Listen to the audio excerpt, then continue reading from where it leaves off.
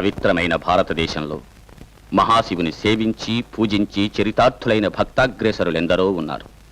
అల్పాయుషుగా జన్మించి అనితర భక్తి ప్రపక్తులతో యమధర్మరాజునే గెలిచి చిరంజీవిగా నిలిచిన మార్కండేయుడు మూఢభక్తితో తాను నమ్మిన దైవం కోసం తన నేత్రాలని చిరునవ్వుతో పరమేశ్వరునికి సమర్పించిన కన్నప్ప ఇలా ఎందరో ఎందరో తరతరానికి యుగ యుగానికి జగత్ప్రసిద్ధి పొందారు. అటువంటి శివభక్తులలో ఎవరికీ తీసిపోని మహాభక్తుడు భక్త సిరియాళుడు.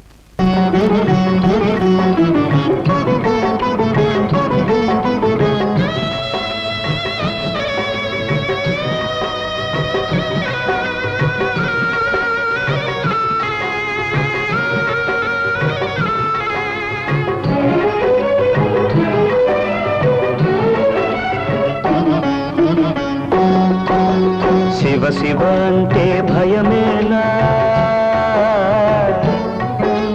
శివ శివ అంటే భయమేది, నామానికి సరివేరేది, శివనామానికి సరివేరేది, శివభక్తునికి కొరతే లేదే, శివభక్తునికి కొరతే లేదే, జన్మ జన్మలకు నరకం లేదే. శివ శివ అంటే భయమేది, నామానికి సరివేరేది, శివనామానికి సరివేరేది.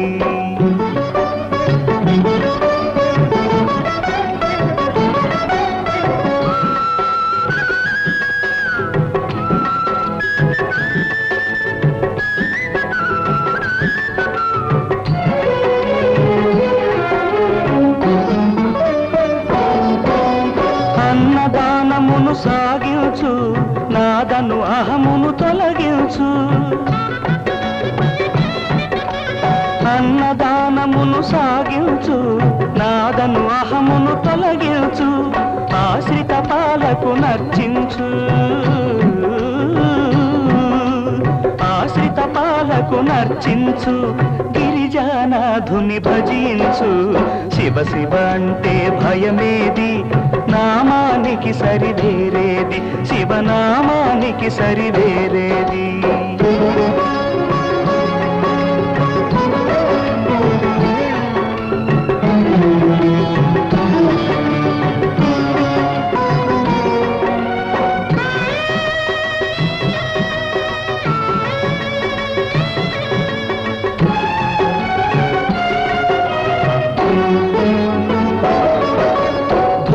భాగ్యాల వలలోన విడిసి పడుట ఒక నేరమయా, భోగ భాగ్యాల వలలోన విడిసి పడుట ఒక నేరమయా, కాయ కష్టమున జీవించు, కాయ కష్టమున జీవించు, ఆత్మానందం సాధించు. శివ శివ అంటే భయమేది, నామానికి సరివేరేది, శివనామానికి సరివేరేది.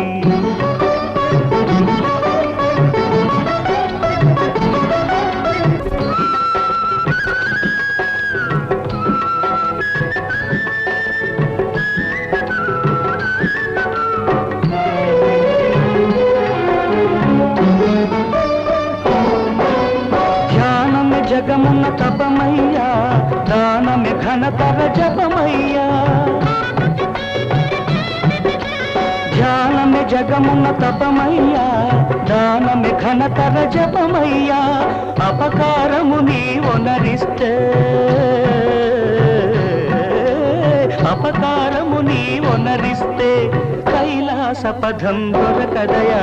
శివ శివ అంటే భయమేది, నామానికి సరివేరేది, శివనామానికి సరివేరేది.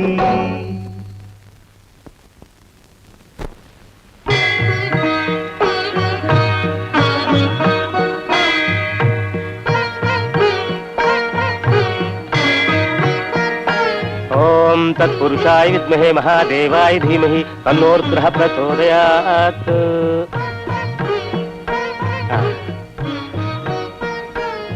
శివదాస, కట్టెలు తీసుకొచ్చావా? బయట ఉన్నాయి. ఈవేళ కట్టెలు నాకే కావాలి. సంతోషం స్వామి.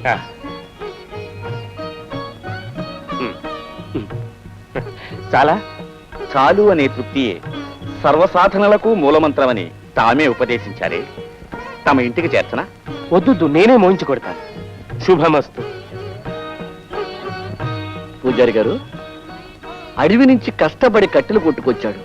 ప్రతిఫలంగా ఇంత డబ్బు కావాలి అంత డబ్బు కావాలి అని అడగనైనా లేదే. అతను ఒక వ్రతం పెట్టుకున్నాడు ఈశ్వరయ్య గారు. అతిథికి అన్నం పెట్టకుండా అతను భోజనం చేయడు. ఒక్క అతిథి సత్కారానికి ఎంత డబ్బు కావాలో అంతొస్తే చాలు, దాంతోనే తృప్తి పడతాడు.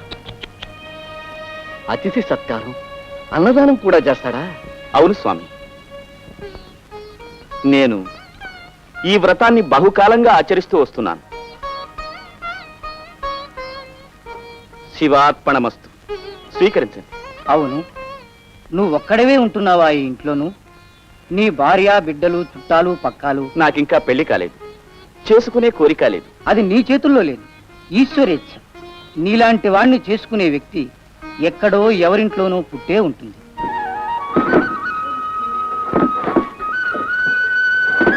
ఒక చిన్న పని చెప్తే చాలు, సాయంకాలం దాకా అదే సాగదీస్తూ చేస్తాం. పోయి పిండి విసురు, వెళ్ళు.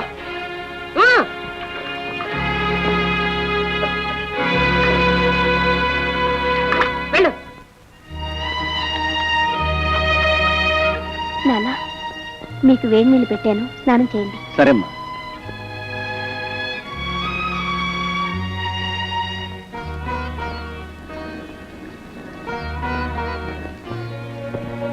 పిండి విసిరింది చాలు గాని పెరట్లో అంటూ బోరాడున్నాయి.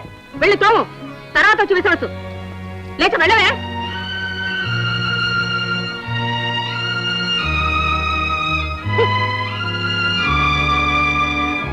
ఆహా, ఏ విసిరింది అంతా ఒకటే నూక. ఏమే, పాత్రలు తోముతున్నావా లేక రోజంతా ఈ పంటనే కాలక్షేపం చేస్తున్నావా? లేదు చిన్నమ్మా, శుభ్రంగా కడుగుతున్నాను. కడుగుతావు కడుగుతావు. పుట్టింటి కడంతా కడిగేయాలనేగా ఇంకా పెళ్లి కాకుండా ఇంట్లో కూర్చున్నావు. లోపలికి వెళ్ళి పనులు చూడు.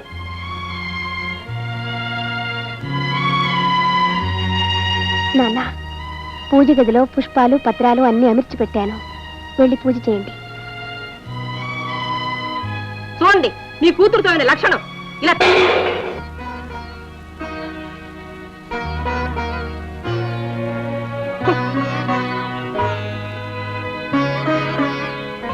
నీళ్లు తోడవే అంటే అట్లా, పాత్ర తోవమంటే ఇట్లా, పిండి విసరవే అంటే సాయంకాలం వరకు విసురుతూనే ఉంటావు. త్వరగా విసరవే, రొట్టెలు చేయాలి ఇంకా. త్వరగా కానీ.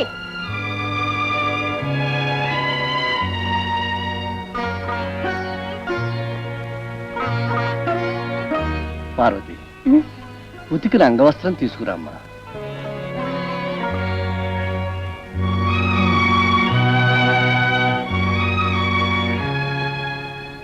పార్వతి, నేను ఒక పెద్ద తప్పు చేశానమ్మా. ఏమిటి నాన్నగారు? నీ తల్లి స్వర్గస్థురాలైన తర్వాత నీ యోగక్షేమాలు చూసుకుంటుంది కదా అని ఈమె నేను పెళ్లి చేసుకున్నాను. కానీ ఇది చూస్తే కన్న తల్లి కంటే ఎక్కువగానే చూసుకుంటోంది. ఇవన్నీ మీరు మనసులో పెట్టుకుని బాధపడద్దు. ఎక్కడికో వెళుతున్నట్టున్నారు, త్వరగా వెళ్ళండి. షావుకారు భద్రయ్య గారు నిన్ను కోడలుగా చేసుకోవాలని ఆశపడుతున్నారట. మాట్లాడదాం రమ్మని పూజారి గారి చేత కబురు చేశారు. నేను వెళ్ళొస్తానమ్మా. ఇంకా ఇక్కడే నుంచున్నావా? నా మాట అంటేనే నీకు అసలు లక్ష్యం లేదు. నేను చూస్తూనే ఉన్నాను. ఎప్పుడు చూసినా దాన్ని అలా కాల్చుకు తింటావేమిటే? అదేం చేస్తోంది నీ ముద్దు బిడ్డ గిరిజ? నిద్రపోతుంది. అది ఇంకా పసిపిల్ల, ఇంత పొద్దున్నే లేచి ఏం పాటు పడాలి? అది నిద్రపోతూ ఉంటే ఇది పనిచేస్తూనే ఉండాలా? ఒక గంటలో వెన్న, మరో గంటలో సొన్ను. కర్మబుద్ధి దొరికింది రైలు. అలా దిక్కు చూస్తావేమిటే? గిరిజ నిద్ర లేవ, స్నానం చేసి వెళ్ళు. సరే చిన్నమ్మా.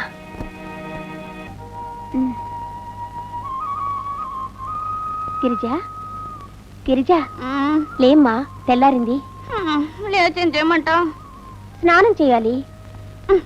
మనమేం బ్రాహ్మణం అక్క, రోజు స్నానం చేయడానికి నెలకోసారి స్నానం చేస్తే చాలదా? పరిశుభ్రంగా ఉండేవారంటే శివునికి ఎంతో ప్రీతి.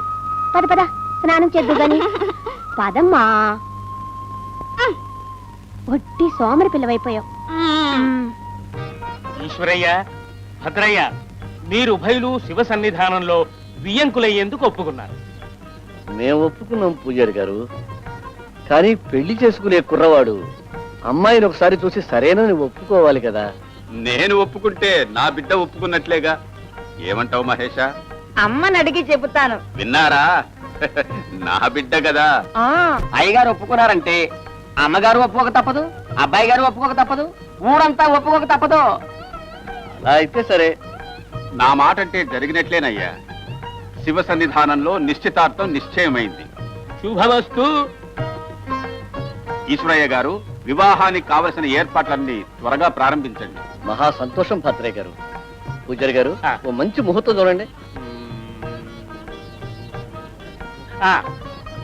వైశాఖ శుద్ధ సప్తమి సోమవారం దివ్యంగా ఉంది.